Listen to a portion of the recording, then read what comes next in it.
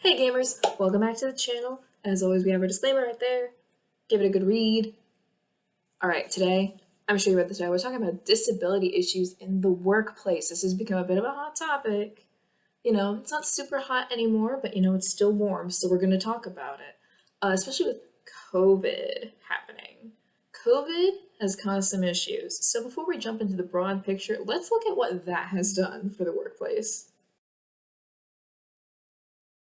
Alright, if you or a loved one had COVID, you may be entitled to long COVID. Long COVID, if you haven't heard, which I'm sure some people haven't, is this totally super fun, normal thing where some people, after they have COVID, simply continue having symptoms.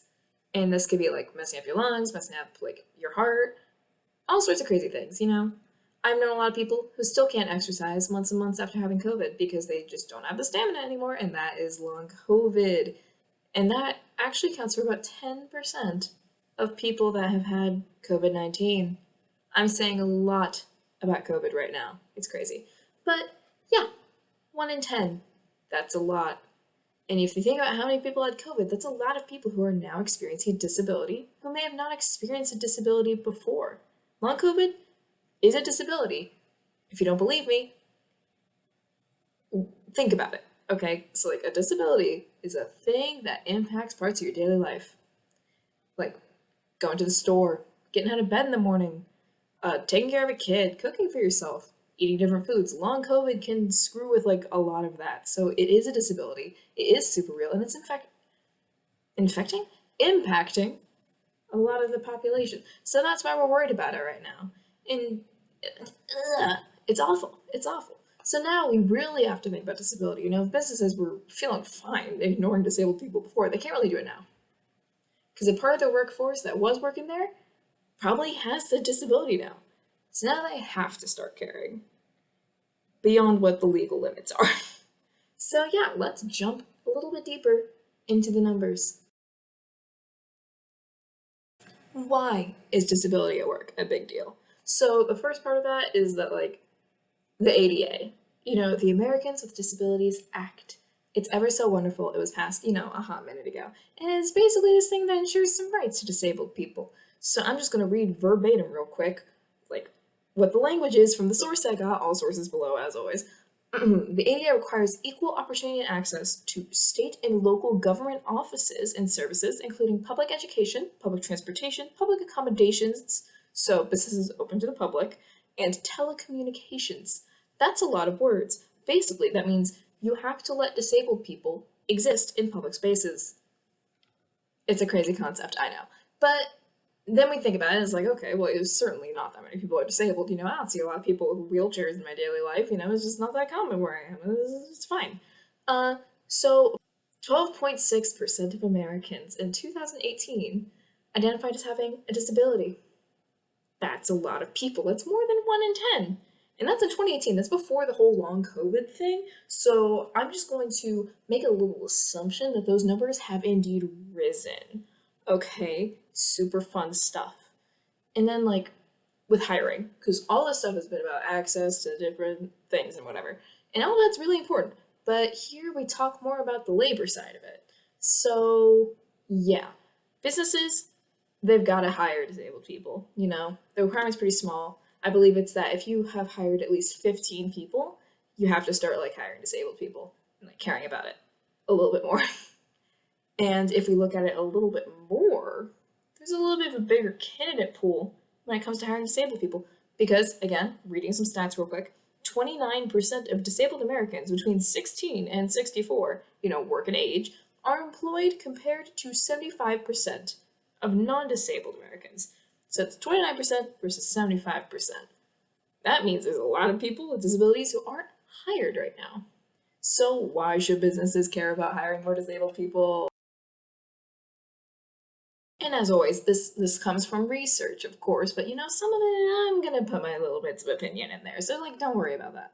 Anyway, so the positives of seeking out to hire disabled workers, not just being like, oh, you're disabled, I guess I'll hire you anyway, but no, seeking out people with disabilities specifically. So for some reason, there's this little association between hiring people with disabilities and having a higher profit margin. So here's where we're going to extrapolate a little bit because we've got some other positives that I think kind of tie back into that profit margin. So when you hire more diversity, we've covered this before. If you don't know it, then you know it. Hiring people from different backgrounds gives you more innovation, brings more perspectives into things, reduces turnover, all that good stuff. It is very good to hire people from different backgrounds. And if that is giving you some good innovation, good ideas, good perspectives, keeping you out of hot water a little bit with maybe accidentally doing a no-no with your inventions, then maybe, just maybe, that's what increases the profit margin. But I didn't get that from anywhere. That's coming from my little brain. But I'm sure that if you're using your little brain, you may have come to that same conclusion that I just did.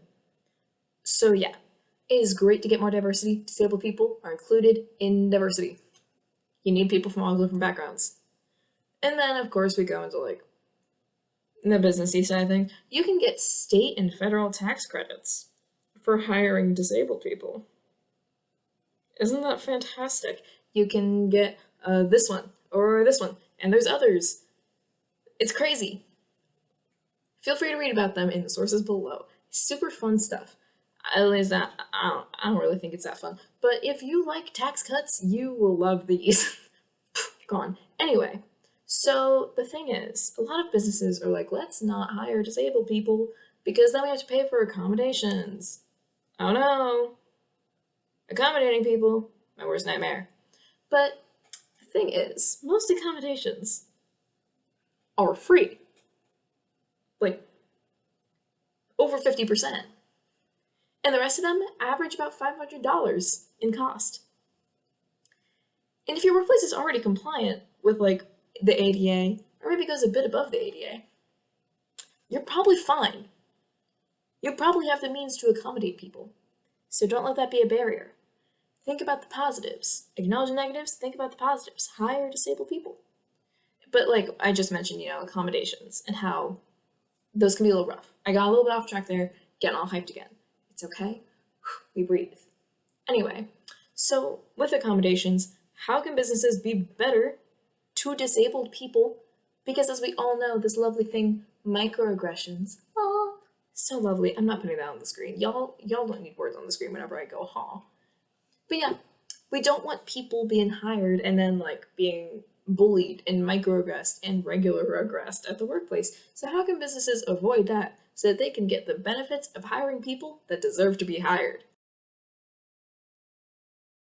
How to be accommodating. Now, for people who may or may not suffer from disabilities, a lot of this is going to be common sense. But unfortunately, with the state of the world, I cannot assume that everyone watching has common sense. At least what I assume is common sense. I don't want to sound too condescending, but this is a little crazy. So, first part of common sense is that, everything at the workplace, all events, should be accessible. Especially if you know people that work there have accommodation needs. So, like, don't have a company party with strobe lights. Probably not a good idea for the folks with epilepsy or migraines, not a great idea. So keep that in mind. And then we're gonna move on to my next thing, which is language, the way you talk to people. So you gotta use the inclusive words. You don't wanna use the words that have bad connotations. So, crazy. We don't use the word crazy to describe people. No, sir. No. Because that is a mental illness thing. No. That is stigma. I do not love it. We also don't call people lame. No. Not only is that rude, but it is an ableist term. Ableism, against the disabled community. That's what you gotta know about it. So if I use the word ableist, that is what I mean. We also don't call people slow. Again, ableist. We also don't call people insane. Back to that mental health. No, sir. We do not use those words to describe people or situations. Those can make people feel unwelcome at the workplace. And if people feel unwelcome at the workplace, they're not going to want to work there very much. And then you lose out on the ever so important diversity. And you have to go out and hire a new person, which is really hard because if you find a good person for the job, you don't really want to go out and find somebody else. Anyway, off my soapbox. When you have disabled employees, here's what you should be doing, okay? So educate yourself. Know about your employees, know about their needs, know what those needs mean, know how to better meet them, and provide those accommodations. The thing about accommodations, this is really important because a lot of people mess this up. I know this from friends' anecdotes and a little bit of research, but it's 50-50. When giving accommodations, it should be done quietly, not secretively. So here's what that would look like. It's like if an employee, let's say an employee has autism, okay? So let's say that this employee, maybe just can't be in loud settings for very long. That's an accommodation, so that at big company events, they're going to need to step away sometimes. That seems pretty fair to let someone do that. So you can be like, absolutely, I'll do that for you. The part where you keep it quiet is where you don't go, I am such an amazing boss. I am letting my employees step away sometimes because otherwise they'll have a complete meltdown on the floor and it will look bad on us. No, that is not how you do it. You give the accommodation, you don't brag about it. But don't keep it a secret. Like if people notice the employee stepping away, it's like, hey, what the fuck? What's going on? Maybe that's how they respond. I don't know how people act in the corporate setting. You don't go, there are two things you don't do. You don't go, oh, they're autistic, they need this. And you also don't go, don't mention it. Shh. Don't talk about it. It's personal. You don't do that. Demonizes it. Accommodations are normal and regular. If someone mentions someone leaving a company function for some periods of time, is like, hey, what gives? Why can they do that and not me? It's just like, oh, it's an accommodation. Or, hey, none of your business. Or, hey, they cleared it with me. Easy as that. You don't gotta stigmatize it. You don't have to brag about it. You don't have to do any of that. It's fantastical. And then jumping off of autism, because that's the one I've got the most experience and knowledge about at this point, because it's super fun. Different disabilities affect the way people can behave and communicate. And that's super important to understand at work because communication is a big part of the job, especially if you work in a team, which a lot of people do these days. So people with autism may have trouble with eye contact, may be more stingy about time, we cannot be late, we cannot be early, we have to be on time, or we need more time to get there, so it's okay to be a few minutes late. Different disabilities affect different people, and every disability affects every person who has it differently. It's the whole thing. So I'm not trying to generalize too much, but basic ideas.